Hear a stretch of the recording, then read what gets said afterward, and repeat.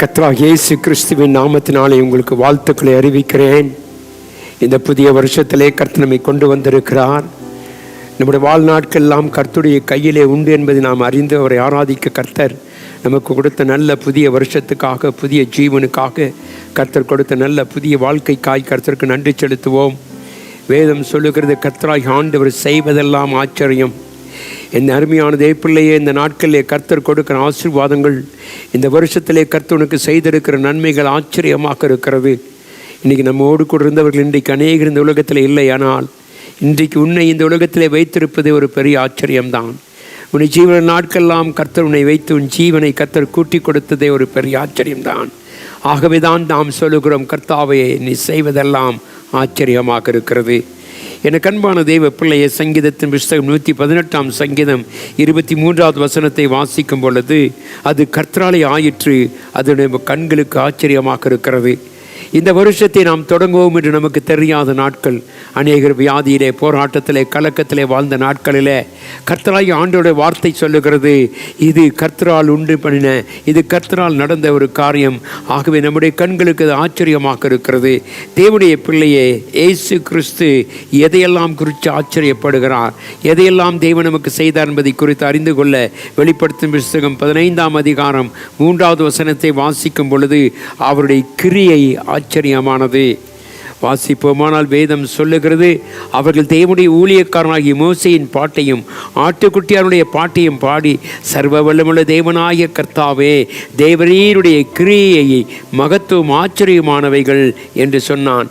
தேவனுடைய பிள்ளைய, கர்த்தருடைய கிரியைகள் ஆச்சரியமானது. 147ஆம் சங்கீதம் 3வது வசனத்தை வாசிக்கும் பொழுது, இருதயம் நொறுங்குண்டவர்களை குணமாக்குகிறார், அவருடைய காயங்களை கட்டுகிறார், அவன் நட்சத்திரங்களின் லக்கத்தை எண்ணி அவைகளுக்கெல்லாம் பேரிட்டு அழைக்கிறான். நம்முடைய ஆண்டவர் பெரியவரும் மகாபலமுள்ளவருமாய் இருக்கிறவர். தேவனுடைய பிள்ளை, அவருடைய ஆச்சரியம் என்ன? அவர் நட்சத்திரங்களை பேரிட்டு அழைக்கிற தேவனாகிய கர்த்தர். அது நம்முடைய கண்களுக்கு ஆச்சரியமாக இருக்கிறது. தேவன் செய்வதெல்லாவற்றையும் நாம் பார்க்கும் பொழுது, கர்த்தர் எல்லாவற்றையும் நமக்கு படைத்து முற்றிலுமாய் நம் சிருஷ்டித்து நம்ம முற்றிலுமாயுடைய கரத்திலே கொடுத்தார். 8ஆம் வசனம், பூமிக்கு மலையை ஆயத்தப்படுத்தி மலைகளில் புல்லை முளைப்பிக்கிறார். தேவனுடைய பிள்ளையை கர்த்தர் செய்தால் எல்லாமே ஆச்சரியம். சிந்தித்து பாருங்கள், அவர் உருவாக்கின சிருஷ்டிப்பை சிந்தித்து பார். நட்சத்திரங்களும் இதோ சூரிய சந்திரனையும் கர்த்தர் உருவாக்கினார்.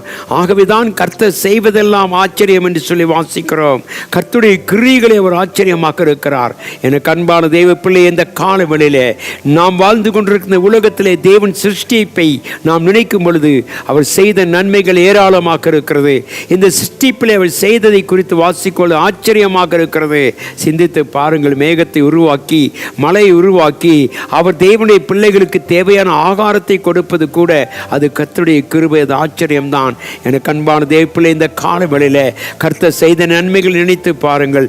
தேவன் கொடுக்கிற ஆசீர்வாதம் என்ன என்பதை நாம் அறிந்து கொள்ள கர்த்தர் நமக்கு உதவி செய்கிறார்.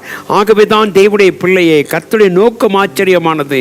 அவருடைய கிரியைகள் மாத்திரமல்ல, அவருடைய நோக்கத்திலே ஆச்சரியமாக இருக்கிறார். மத்தேயு சுவிசேஷம் 7ஆம் அதிகாரம் 29 நாம் வாசிக்கும் பொழுது, கர்த்தருடைய நோக்கமே வித்தியாசமானது.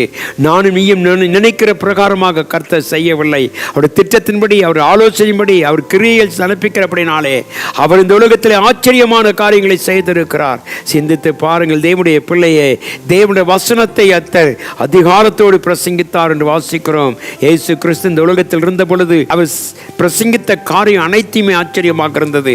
தேவனுடைய பிள்ளை, இன்றைக்கு நீ உருவாக்கப்பட்டதே ஒரு பிரமிக்கத்தக்கப்பட்டமாய் உருவாக்கப்பட்டதே ஒரு ஆச்சரியம்தான். உன் சரீரத்தின் ஒவ்வொரு அமைப்புகளையும் பார். அதை அனைத்தும் கர்த்தர் செய்து முடித்தார். நீ நன்றாக இருப்பதற்காக உனக்கு தேவைகள் எல்லாம் சந்திக்க கர்த்தர் கொடுத்தார். இன்றைக்கு நீ அந்த ஆச்சரியமுள்ள தெய்வத்தை நீ ஆராதிக்க கற்றிருப்பாயனார். இன்றைக்கு கர்த்தர் பெரிய காரியங்களை கர்த்தர் செய்ய வல்லவராக இருக்கிறார். எனக்கு அன்பான தெய்வ பிள்ளை, இந்த கால வேளையில நாம் இந்த உலகத்திலே வாழ்ந்தாலும் அந்த உலகத்தை பார். அவர் சிருஷ்டி அனைத்துமே ஆச்சரியம். அவருடைய வார்த்தையிலே ஆச்சரியம், அவருடைய நோக்கத்திலே ஆச்சரியம் என்ற ஆசீர்வாதத்தோடு நம்மை நடத்த அவர் ஆச்சரியம் உள்ளவராகவே இருக்கிறார். ஆகவே இந்த காலை வேளையில, இந்த புதிய வருஷத்தில் கர்த்தாவை நீங்கள் செய்ததெல்லாம் ஆச்சரியம் ஐயா. என்னை ஜீவனோடு வைத்திருப்பதே ஒரு ஆச்சரியம்தான் தெய்வமே. என் சரீரத்தை கர்த்தாவை சுகத்தோடு வைத்திருப்பதே ஒரு ஆச்சரியம்தான். என்றால் இன்றைக்கு அநேகர் பலவத்திலே பல காரியத்திலே படுத்திருக்கிறார்கள்.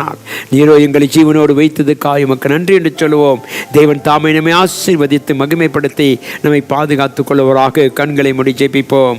கிருபையும் இரக்கமும் அன்புமுள்ள நல்ல ஆண்டவரே, இந்த அருமையான காலை வேளைக்காய் உமக்கு நன்றி செலுத்துகிறோம். கர்த்தாவே, நீர் எங்களை படைத்ததே ஒரு ஆச்சரியம் ஆண்டவரே.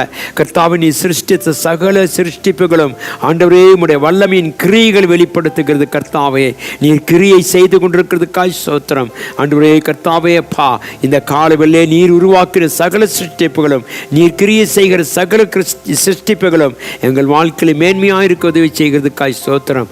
ஆசீர்வதிங்க கர்த்தாவே. இந்த வருஷத்தில் உம்முடைய கரம் எங்களோடு கொண்டிருக்கட்டும். எங்களை பாதுகாத்தில் தேவனுடைய கரம் இருக்கட்டும். இயேசுவின் நாமத்தில் ஜெபிக்கிறேன் அன்பின் நல்ல பிதாவே, ஆமென். கர்த்தர் தாமே நம்மை ஆசீர்வதித்து நடத்துவாராக. ஆமென்.